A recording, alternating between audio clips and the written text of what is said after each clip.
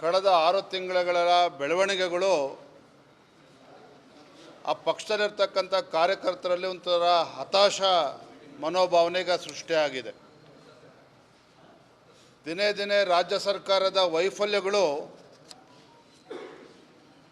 ಬೆಳಕಿಗೆ ಬರ್ತಾ ಇದೆ.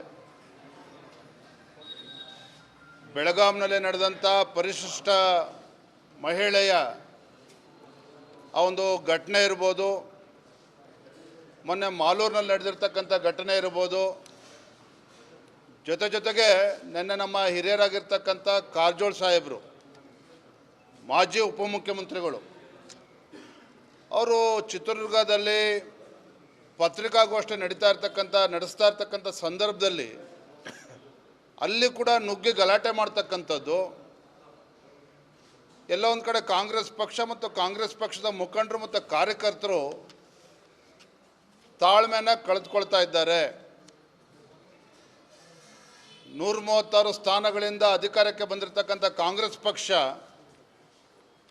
ಎಲ್ಲ ಒಂದು ಕಡೆ ಜನರ ವಿಶ್ವಾಸವನ್ನು ಕಳೆದುಕೊಳ್ತಾ ಇದ್ದೇವೆ ಅನ್ನುವ ಅರಿವು ಸತ್ಯ ಅವರಿಗೆ ಗೊತ್ತಾಗ್ತಾ ಇದೆ. ಹಾಗಾಗಿ ಈ ರೀತಿ ನಡ್ಕೊಳ್ತಾ ಇದ್ದಾರೆ. ನಾನಿವತ್ತು ಮಾನ್ಯ ಮುಖ್ಯಮಂತ್ರಿಗಳು ಪ್ರಧಾನಮಂತ್ರಿಗಳನ್ನ ಹೋಗಿ ಭೇಟಿ ಮಾಡಿದ್ದಾರೆ.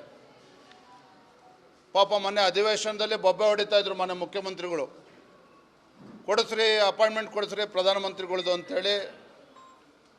ಇವತ್ತು ಅಪಾಯಿಂಟ್ಮೆಂಟ್ ಕೂಡ ಸಿಕ್ಕಿದೆ, ಪ್ರಧಾನಮಂತ್ರಿಗಳು ಕೂಡ ಭೇಟಿ ಮಾಡಿ ಬಂದಿದ್ದಾರೆ. ರಾಜ್ಯದ ಪರವಾಗಿ ಅವರ ಮನವಿಗಳನ್ನು ಕೂಡ ಕೊಟ್ಟು ಬಂದಿದ್ದಾರೆ. ಅದ್ರ ಬಗ್ಗೆ ನಾನು ಅದನ್ನು ಕೂಡ ದೂರ್ತಾ ಇಲ್ಲ. ಆದರೆ ಮತ್ತೊಂದು ಕಡೆ ಕಾಂಗ್ರೆಸ್ ಪಕ್ಷದ ಮುಖಂಡರು ವಕ್ತಾರರಾಗಿರ್ತಕ್ಕಂಥ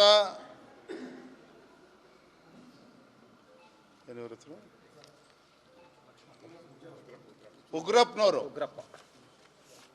ಅಲ್ಲಿ ಮುಖ್ಯಮಂತ್ರಿಗಳು ಮನವಿ ಕೊಟ್ಟು ಬಂದು ಇನ್ನೂ ಅರ್ಧ ಗಂಟೆ ಆಗಿಲ್ಲ. ಮತ್ತೊಂದು ಕಡೆ ಕಾಂಗ್ರೆಸ್ ಪಕ್ಷದ ಹಿರಿಯ ವಕ್ತಾರರಾಗಿರ್ತಕ್ಕಂಥ ಉಗ್ರಪ್ಪನವರು, ವಕ್ತಾರರು ಒಟ್ಟು ಮುಖಂಡರು, ಅವರು ಕೇಂದ್ರ ಸರ್ಕಾರವನ್ನು ಟೀಕೆ ಮಾಡ್ತಾ ಇದ್ದಾರೆ. ಅಂದರೆ ನಿಮ್ಮ ಉದ್ದೇಶ ಕಾಂಗ್ರೆಸ್ ಪಕ್ಷದ, ಕಾಂಗ್ರೆಸ್ ಸರ್ಕಾರದ, ಕಾಂಗ್ರೆಸ್ ಪಕ್ಷದ ಮುಖಂಡರುಗಳ ಉದ್ದೇಶ ಕೇಂದ್ರದಿಂದ ಪರಿಹಾರ ತೆಗೆದುಕೊಂಡು ಬರಬೇಕು ಅಂತನೋ ಅಥವಾ ಈ ರೀತಿ ರಾಜಕಾರಣವನ್ನು ಮಾಡಿಕೊಂಡು ಹೀಗೆ ಕಾಲ ಕಳೀತಕ್ಕಂಥದ್ದು ಅನ್ನೋದು ಅವ್ರು ತೀರ್ಮಾನ ಮಾಡಬೇಕು. ಇವತ್ತು ರಾಜ್ಯದ ಆರ್ಥಿಕ ಪರಿಸ್ಥಿತಿ ಏನಾಗಿದೆ? ಹಾಗಾದರೆ ಈ ಸರ್ಕಾರ ಒಂದು 6 ತಿಂಗಳಲ್ಲಿ ಯಾವುದಾದ್ರು ಒಂದು ಹೊಸ ಯೋಜನೆಗಳನ್ನು, ಹೊಸ ಕಾರ್ಯಕ್ರಮಗಳನ್ನು ರಾಜ್ಯಕ್ಕೆ ಕೊಟ್ಟಿದ್ದಾರಾ? ರಾಜ್ಯದಲ್ಲಿರ್ತಕ್ಕಂಥ ಆಡಳಿತ ಪಕ್ಷದ ಸದಸ್ಯರು, ಶಾಸಕರ ಪರಿಸ್ಥಿತಿ ಏನಾಗಿದೆ? ವಿರೋಧ ಪಕ್ಷದ ಶಾಸಕರನ್ನು ಬಿಡಿ, ಯಾವುದೊಬ್ಬ ಶಾಸಕರು ಗೌರವವಾಗಿ ತನ್ನ ಕ್ಷೇತ್ರದಲ್ಲಿ ಓಡಾಡದೇ ಇರತಕ್ಕಂಥ ಪರಿಸ್ಥಿತಿಗೆ ನಿರ್ಮಾಣ ಆಗಿದೆ. ಕಾರಣ ಅಂತ ಹೇಳಿದ್ರೆ, ಒಂದು ಬಿಡಿಗಾಸನ್ನು ಕೂಡ ಈ ಸರ್ಕಾರ ಬಂದಮೇಲೆ ಒಂದು ಬಿಡಿಗಾಸನ್ನು ಕೂಡ ಶಾಸಕರ ಒಂದು ಕ್ಷೇತ್ರದ ಅಭಿವೃದ್ಧಿಗೆ ಇನ್ನೂ ಕೂಡ ಕೊಟ್ಟಿಲ್ಲ. ಮತ್ತೊಂದು ಕಡೆ ಕೇಂದ್ರ ಸರ್ಕಾರದ ಮೇಲೆ ಮನವಿ ಒಂದು ಕಡೆ, ಇನ್ನೊಂದು ಕಡೆ ಗೂಬೆ ಕೂರಿಸ್ತಕ್ಕಂಥ ಕೆಲಸ. ಅಂದರೆ ಇವರು ಉದ್ದೇಶನೇ ಸರಿಯಾಗಿಲ್ಲ, ಉದ್ದೇಶನೇ ರಾಜಕಾರಣ ಮಾಡ್ತಕ್ಕಂಥದ್ದು ಅಂಥೇಳಿ ಮೇಲ್ನೋಟಕ್ಕೆ ಸ್ಪಷ್ಟವಾಗಿ ಗೊತ್ತಾಗ್ತದೆ.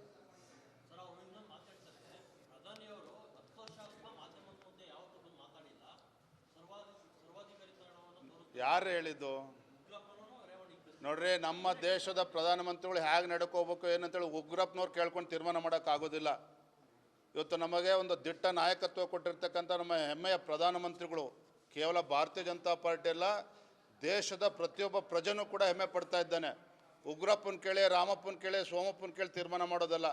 ಪ್ರಧಾನಮಂತ್ರಿಗಳು ಹೇಗೆ ನಡ್ಕೋಬೇಕು, ಯಾವಾಗ ಮಾತಾಡಬೇಕು ಅದು ಅವ್ರು ತೀರ್ಮಾನ ಬಿಟ್ಟಿರ್ತಕ್ಕಂಥದ್ದು, ಅವ್ರು ತೀರ್ಮಾನ ಮಾಡ್ತಾರೆ. ಇವ್ರುಗಳು ಹೇಳ್ತಕ್ಕಂಥ ಅವಶ್ಯಕತೆ ಇಲ್ಲ.